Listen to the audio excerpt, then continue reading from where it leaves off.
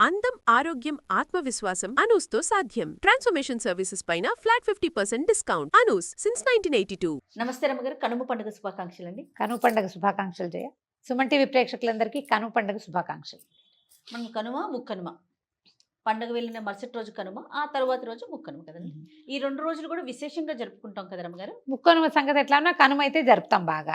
ముక్కనుమ నాడు కదలకూడదంటాం, ప్రయాణాలు అవి పనికిరావు. అవునవును. కనుమ నాడు కాకుండా కదలదు కడగదు ఇలాంటివి 2 సూత్రాలు చెప్తారు. కనుమ రోజు వెళ్ళకూడదు, ముక్కనుమ రోజు వెళ్ళకూడదు. కనుమ నాడు వెళ్ళినా పర్వాలేదు, ముక్కనుమ నాడు అసలు వెళ్ళకూడదు అంటారు. ఊళ్ళల్లో ఒక్కొక్క సాంప్రదాయం, ఒక్కొక్క ఊరి పద్ధతి కదా.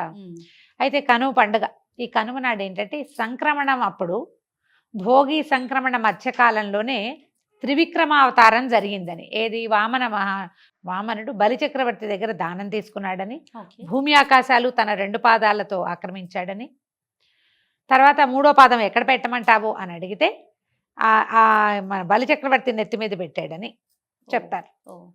అయితే ఈ బలిచక్రవర్తి ఇలా భూమిలోకి పాతాళంలోకి తొక్కివేయబడిన బలిచక్రవర్తి ఈ కనుమ నాడు సంక్రమణం చెందిన తర్వాత, సూర్యుడు సంక్రమణం చెందిన తర్వాత రోజున ఆయన భూవిహారానికి వస్తాడు.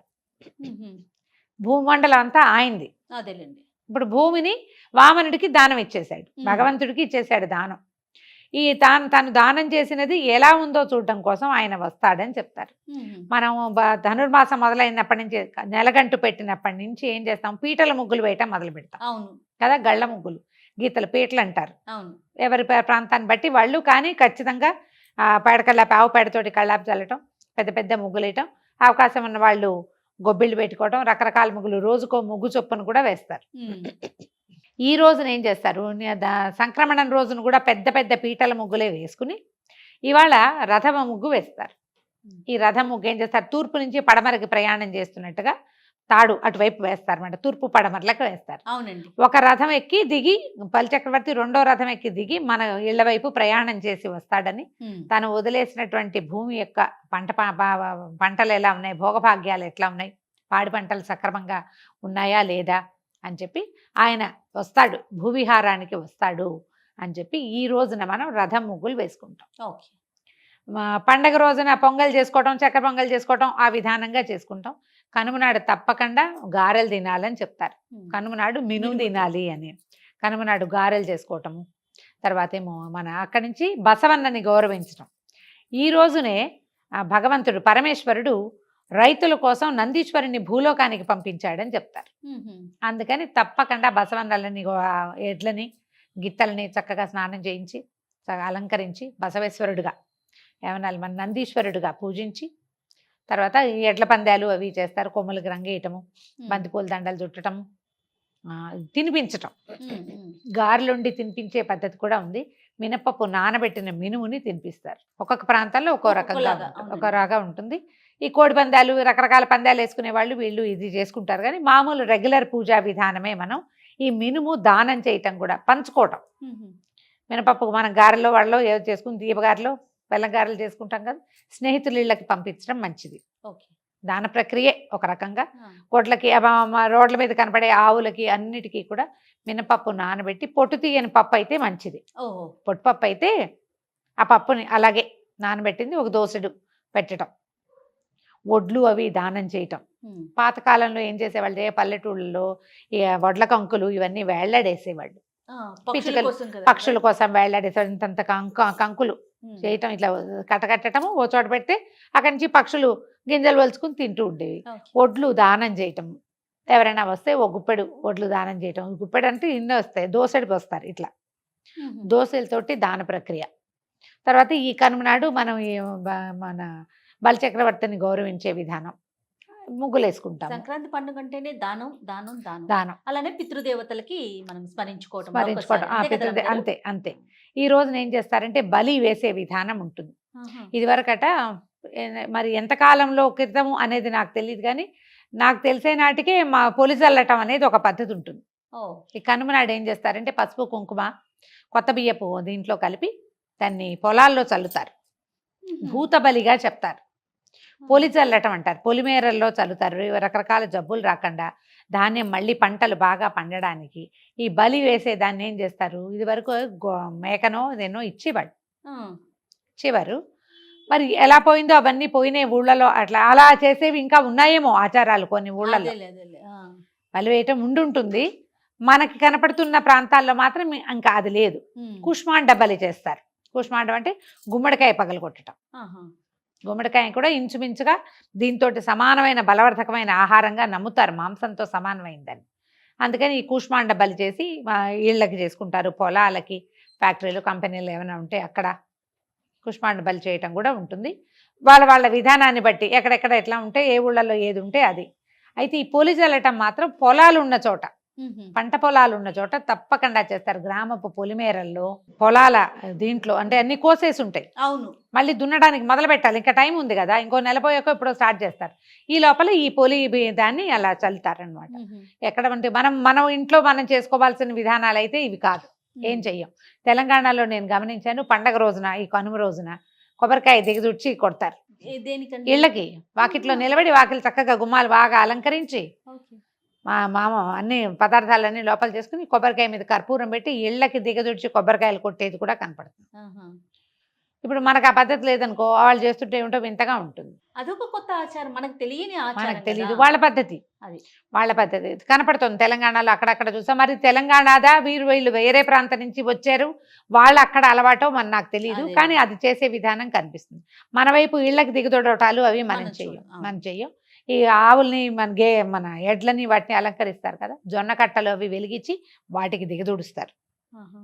జొన్న ఇవి ఉంటాయి కదా, మన జొన్న అనకూడదు, దాన్ని జను అంటారు, జను కట్టలు, దాన్ని వెలిగించి దాంతో దిగదూడుస్తారనమాట, ఆ మండే దాంతో. ఇప్పుడు ఈ ఎద్దు యొక్క సహాయంతో రైతు ఇంత పంట పండించాడు. ఎద్దుకు కూడా ఆరాపుల్లింగ్ అవ్వాలి కదా, అబ్బాయి ఏమున్నాయిరా ఎడ్లు అంటారు చూడంగా. మంచి ఎత్తరిగా బాగుందనుకో, పొలం పనులు బాగా వీళ్ళకి బాగా పండితే కష్టం అంతా బసవడిది, బసవడి కష్టం ఇది. అందుకని జనాల దృష్టి ఉంటుంది. ఇది దిగదుడ్చి తీసేస్తారు. తర్వాత వాటికి ఆహారం పెట్టడము, చక్కగా మంచి కొత్త రకం పెట్టి ఫుడ్ పెట్టడము, అలంకరించడము, నమస్కారం చేసుకోవటం, పసుపు కుంకాలు అవి వేసి పూజ చేసుకోవటం, ఒక్కొక్క విధానం. ఇప్పుడు ఎడ్ల మీద ఆధారపడి వ్యవసాయం చేస్తున్నవి తక్కువ. ఇప్పుడంతా ట్రాక్టర్లు వచ్చేసినాయి, రకరకాలు. ఆఖరికి ధాన్యం కట్ చేయడానికి కూడా మెషిన్లు వచ్చేసినాయి కదా, అన్నిటికీ మెషిన్లే వాడుతున్నారు. పని తగ్గిపోతా ఉంది కదా రోజు రోజు. దానికి కూడా కార్మికులు కావాలి, అంటే ఎక్కువ మంది అవసరం లేదు. 10 మంది చేసే చోట ఒక మనిషి సరిపోతున్నారు కదా. ఎడ్లు బళ్ళు వాటి అవసరం కూడా కొంచెం తగ్గించారు. అయినా కూడా మనం బసవణ్ణి గౌరవించే విధానం ఉంది మనకి. దేవాలయాల్లో అక్కడ ఆంబోతులు కనిపిస్తాయి, దేవాలయాల తాలూకు గోశాలల్లో ఆవులు ఆంబోతులు కనిపిస్తాయి. మనకి ఈ ఊళ్ళో అవకాశం లేదనుకుంటే సమీపంలో ఉన్న గోశాలలో ఎడ్లు గనక ఉంటే, ఆంబోతు ఉంటే అక్కడ మీ సేవను సమర్పించవచ్చు, ఏమీ తప్పులేదు. తప్పకుండా మనకే ఉండాలని ఏం లేదు, ఎక్కడికైనా వెళ్ళి రావచ్చు. అక్కడ వాటికి ఆహారానికి గ్రాసానికి సరిపడా డబ్బులు ఇవ్వచ్చు. మనమే కొంచెం మినపప్పు నానబెట్టి పట్టుకెళ్ళి ఎద్దుకో గిత్తకో, కోడిదూడలు కొన్ని ఉంటాయి గోశాలలో కనపడతాయి కదా, అందుబాటులో ఉంటే ఆ ప్రయత్నం అయినా చేసుకోవచ్చు. ఇక గాలిపటాలు ఎగరేస్తారు విరివిగా ఇక్కడ పండగ నాడు కంటే. కనుమ నాడు ఇంకా పెద్ద హడావిడేం లేదు, అయిపోతుందిగా, ఇక ఇప్పుడు చేస్తారు. అయితే కనుమ నాడు ప్రయాణమై మనం వెళ్ళకూడదంటారు. ఎందుకు రమ్మగారు? ఎందుకో కనుమ ఏంటంటే సంక్రమణం మరుసటి రోజుని కనుమ అంటారు. దీనికి పనికిరాదు. దీంట్లో ఏంటంటే ప్రయాణమే కాదు, తల కడక్కూడదనే ఒక నియమం కూడా ఉంది. తలస్నానం కనుమ నాడు తలస్నానం చేయకూడదు, కనుమ నాడు తలస్నానం చేయకూడదు, ప్రయాణాలు అవ్వకూడదు. అందుకని పండగ నాటి రాత్రే వెళ్ళిపోయేవాళ్ళు చాలా మంది. లేకపోతే ఉంటే కనుక ఇంకో 2 రోజులు ఉండాలి. ముక్కనుమ కూడా పనికిరాదు కొన్ని ఊళ్ళల్లో, తీసుకెళ్లి వేరే ఇళ్లలో పెట్టడము అలా కూడా చేస్తారు. అవకాశం ఉంటే చేయటము. ముక్కనుమ సిద్ధాంతం మా వైపు ఉంది. ముక్కనుమ నాడు కూడా ప్రయాణం అవ్వకూడదు. కనుమ ముక్కనుమ ఎందుకు వచ్చిందో దీని వెనకాల ఏదో ఉంటుంటుంది, ఆంతర్యం ఉంది. కానీ మనకి సాధారణంగా పెద్దవాళ్ళు చెప్పేవి మాత్రం కనుమ నాడు కాకైనా కదలదు, కాకైనా కడగదు, ఈ 2 చెప్తారు. అవకాశాన్ని బట్టి ఎందుకు ఏంటి ప్రశ్నలు, కొన్నిటికి మనకి సమాధానాలు మన బ్రెయిన్కే అందుతాయి జయ. కొన్నిటికి కొన్ని పుస్తకాల్లో సమాధానాలు లభిస్తాయి, ఎవరైనా పెద్దవారు చెప్తే తెలుస్తాయి. కొన్నిటికి పెద్దవారు చెప్పినా మనం సాటిస్ఫై అవ్వం. వాటిని ఏం చేయాలి? కళ్ళు మూసుకుని ఫాలో అయిపోవాలి, వెళ్ళిపోవాలి. పెద్దవాళ్ళు ఏం చెప్తే ఇంకా ఆ రకంగా చేసుకుంటే సరిపోతుంది. ఇక ఈ పండగ 3 రోజులు విశేషంగా చేశాం కదా, బలిచక్రవర్తి వస్తాడని.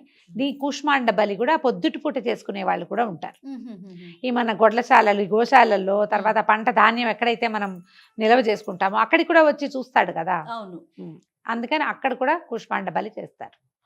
కోళ్ళు మేకలు ఇచ్చేవాళ్ళు కూడా ఉన్నారు కొన్ని ఊళ్ళల్లో. అవును. మనకు అవసరం ఏమి లేవు కదా, ఇళ్లలో మామూలుగా పండగ చేసుకునే వాళ్ళకి ఈ రోజున తప్పకుండా మినపప్పు నానబెట్టి వడలో గారెలో ఏవో ఒకటి వేయండి. ఇడ్లీ దోశ వేసుకుంటాం మేమంటే అది కూడా మీ ఇష్టమే, కానీ వాటిని దేవుళ్ళకి పెట్టం మనం. అవును. నివేదన పెట్టేవి గారెలే పెట్టుకుంటాం. అవును. గారెలు చేసుకోవటము, గారెలు పంచుకోవటము, పండగ సక్రమంగా అయిందని. పర్వదినాలలో పోట్లాట్లు గొడవలు పెట్టుకోకండి. అవకాశం ఉంటే దేవాలయ దర్శనం చేయండి, చాలా మంచిది. ఇది ఎందుకంటే ఇది ఇంకా వచ్చేసింది, దేవతలు మెలకుగా ఉంటారు కాబట్టి ఈజీగా వరాలు లభిస్తాయి అన్నమాట మనకి. అదే, అదే. మనం చిన్న పూజ, చిన్న జెస్చర్ కూడా ఫలితాన్ని ఇస్తుంది. దేవాలయ దర్శనం కానీ, ఇంట్లో పూజా విధానం చేసుకోవటం కానీ, తర్వాత ఎవరికైనా ఏదైనా ఇవ్వడం కానీ, దానం చేయాలి. ఆ దాన ప్రక్రియ కానీ, ఇది పెద్ద దానంగా పక్కింటి వాళ్ళకి గారెలు పంపిస్తే దానం అనుకోకూడదు, దాన్ని అంతే కదా. స్నేహంతో స్నేహంతో పంపిస్తాం. మనం గారెలు ఇస్తే వాళ్ళు చక్కెర పొంగలు ఇస్తారు, అంతే. అంతే కదా. అన్నిటికీ మంచిదే ఇచ్చిపుచ్చుకోవటం, ఇలా పండగని జరిపేసుకోవటమే. సరే రమ్మగారు, నేను గారెలు పంపిస్తాను మీకు. అలాగే నీకేం కావాలో చెప్పు. చక్కెర పొంగల్ రమ్మగారు, దానికోసమే. అలాగే. రైట్ అండి. అంతేనా రమ్మగారు, ఇంకేమన్నా మనం పాటించాల్సినవి ఏమన్నా ఉన్నాయా? ఏం ఎప్పుడు మీ డైలాగ్ చెప్పండి ఒక్కసారి. కొట్లాడుకోవద్దు, Yes. పోట్లాడుకోకండి, ఏ విషయానికి గొడవకి దిగద్దు. చిన్న చిన్న వ్యవహారాలకి మొదలుపెట్టిన తగదాలు చిలికి చిలికి గాలివాన అవుతాయి. గాలివానాలు చేసుకోబోకండి. పైగా ఇవి సంవత్సరపు మొదటి నెల, ఈ ఏడాది ఇప్పుడే స్టార్ట్ చేస్తాం. చక్కగా ఏదైనా ప్రాబ్లమ్స్ ఉంటే వాటిని వెనక్కి వదిలేసి ఫ్రెష్గా స్టార్ట్ చేయండి. పర్వదినాల్లో మొదలుపెట్టి చక్కగా విజయవంతం అవుతాయి. నమస్తే. నమస్తే జయ.